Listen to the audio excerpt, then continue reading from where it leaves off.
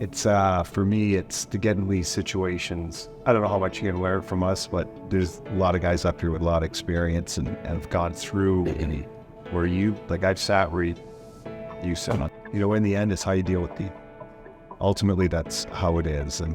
But I guess, hear from you guys. What do you guys want to know? And try and help you the best we can.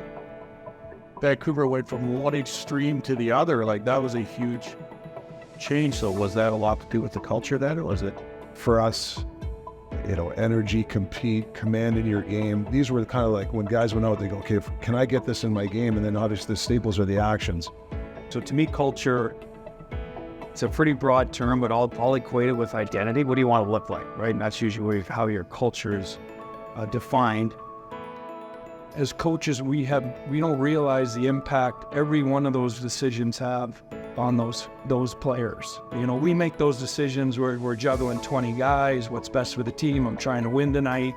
That human side is something that you cannot ignore. And that doesn't mean you can't make hard decisions, but you got to communicate it the right way. You got to have some sensitivity, way more sensitivity than I had when I started coaching or was coaching at this level.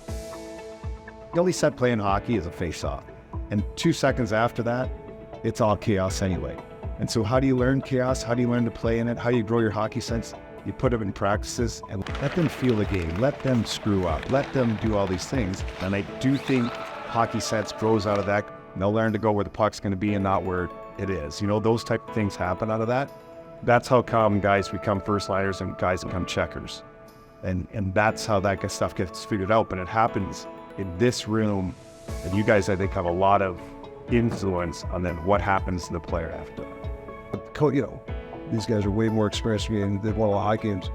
They know when it's time to back off, where the players hear your voice too much. It's that Charlie Brown, wah, wah, wah, right? And I think you got to be humble enough as a head coach to be able to take a step back.